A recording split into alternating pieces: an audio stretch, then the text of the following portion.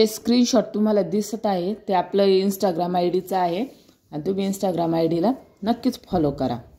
नमस्कार, Supriya vlogs daily स्ट्रगलमध्ये सर्वांचं स्वागत आहे। आज डायरेक्टच मी सुरुवात केली आहे, इंट्रो ॲड केलेला नाही आहे, कारण कसं आहे असं वाटलं नाही मला की इंट्रो करावा म्हणून ॲड। पण आज 18 तारीख आहे आणि आज छावा जेजुरीमध्ये छावा हा चित्रपट टॉकीजला आहे। तर माझी मैत्रीण आणि माझं असं ठरलं की आपण पिक्चरला जायचं, त्याच्यामुळे बुकिंग करण्यासाठी मी थिएटरकडे आले। घराजवळच आहे, तिथे शूट चालू होतं, शाळेतली मुलं घेऊन आले ते पिक्चर बघण्यासाठी। तर आता त्यांचं फोटोशूट चालू होतं आणि मी ओमसाठी ड्रेपरी घेऊन आले ते, त्याला मावळा बनवते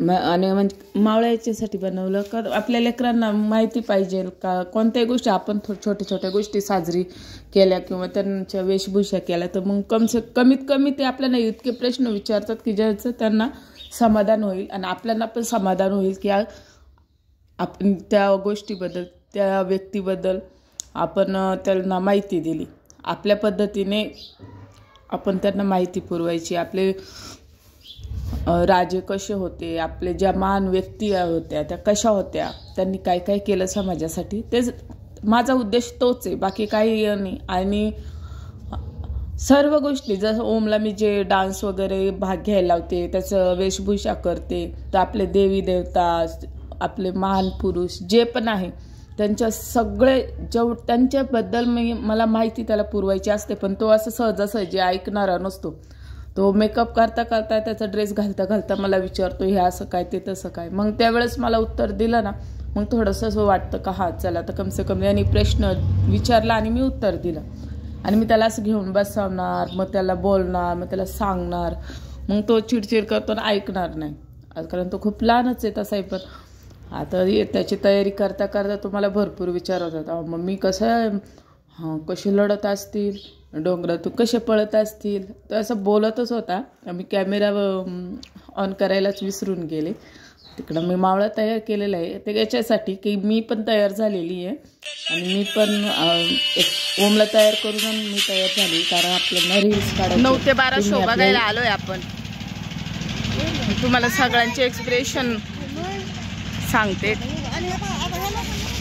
हे बघा 9 ते 12चा शो आहे, हाऊसफुल चाललंय सगळीकडे।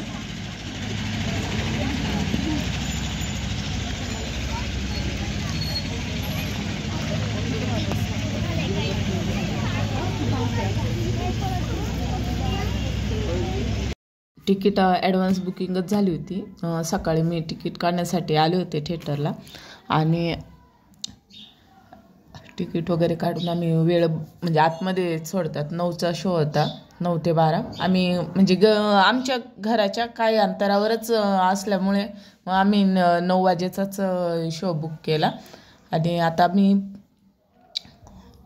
आतमध्ये जायचं हे करतो। आमची अजून एक मैत्रीण येणार आहे, आम्ही एकूण 6 जण आम्ही पिक्चर बघण्यासाठी आलो आहे आणि माझा तो मूड ऑफ आहे, कारण का बहुतेक गोष्टी असतात त्यामुळे माझा मूड ऑफ आहे। पण शंभूराजांना बघण्यासाठी आम्ही सर्व गर्दी आतमध्ये गर्दी गेल्यावर पण इतकी गर्दी होती ना, असं वाटायचं की आम्ही कमी आहे पण नाही, पूर्ण हाऊसफुल थिएटर आहे। आणि ज्यावेळेस आम्ही आतमध्ये गेलो त्यावेळेस असं वाटत होतं, तो अनुभवच इतका खतरनाक वाटत होता ना। तुम्हाला मी पिक्चरचं पूर्ण छोटे छोटे क्लिप टाकते किंवा त्याचे इमेजेस मी तुम्हाला ॲड करते आणि त्याच्याबद्दल सांगते इथे काय झालं तिथे काय झालं, कारण का तुम्हाला कॉपीराईट लागण्याचं टेन्शन आहे, त्याच्यामुळे तुम्ही फक्त बघा।